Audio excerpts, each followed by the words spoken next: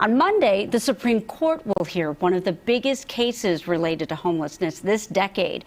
Justices are hearing arguments whether and under what conditions cities can fine or arrest people for camping in public spaces. So it's Thursday. On that note, of course, our CBS 13 political analyst, Gary Dietrich, joining us now. Gary, good to see you. It's been a couple of weeks, but let's dive into this. This potentially could be a very big case, obviously impacting California, the political scene, especially in Sacramento as well. Tell us why this is such an important thing to tackle. Yeah, this is really a big deal. Of course, homelessness, one of the big issues, certainly in California and in many states as well. But why is this such a big deal? Because the Supreme Court is going to make a decision about the scope of the ability for local governments and state governments to mandate that homeless folks, people that do not have places to live, have to move off of sidewalks, out of public thoroughfares, all kinds of places. And this has been a huge battle, as you guys know. There's been dictates that you have to have a place for each individual person before you can move them. Some states not. So this is a really big deal. The Ninth Circuit Federal Court is one that really triggered this out in the West. Supreme Court's going to do this. Why is it even a bigger deal? Because politically speaking, this has been a major issue. And for many, many conservative folks, they have used this as something that they can use to run on.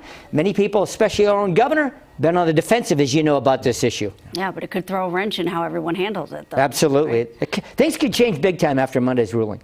Well, let's talk about the former president now. We know that we expected, I guess, some jury selection drama, right? There's always some sort of drama. Oh, we didn't expect any drama. Come on, people. Well, I guess we did. Right. I mean, I think we would. So talk to us, though, about why aren't we seeing what's happening in the courtroom? Why aren't we seeing that? And then how this is going to impact voters, really, going into the election. Yeah, this is another thing that's been very big. A lot of people keep asking, what's going on here? Why don't we see Trump on the TV?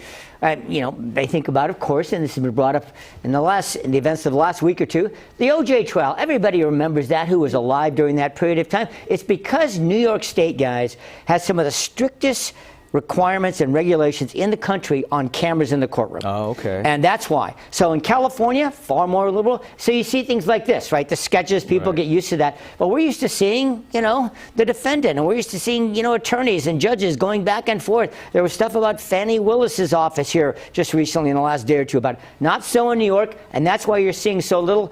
How is that going to affect things politically? A lot of people say this benefits Trump, that he gets to help control the narrative as he goes into the courthouse, out of the courthouse, and people don't get to see what's actually happening in the courthouse. Right. And he's always going to tend to talk about what happens. Prop 47 reform, very big deal here we'll be voting on. Right. They needed a certain amount of signatures. They've blown that out of the water, 900,000, I think you were talking about before. Yeah. And they only need about 550,000 legit ones. These will be turned into the counties. They'll be checked.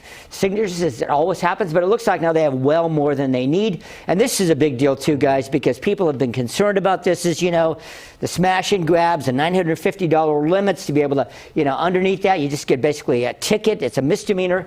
Well, this could not only change things significantly, this proposition come November, as far as law enforcement and legal venues go, but also politically, because a law and order ballot measures we talked about in the newsroom, that's a really big deal. And it could drive turnout to the polls, particularly more conservative people who say, that's it, we've had enough of this. I'm going to go vote at least on this, and also vote on a lot of down ticket things. Members of Congress, statewide races. We've got Steve Garvey versus Adam Schiff. I mean, this could have a lot of impacts politically. Whenever you have something like this on the ballot, it tends to really shake things up. No doubt. People will be wanting their voices heard, that's for sure. That's the key, though. It could draw more conservatives out, though, right? Absolutely. So we'll see.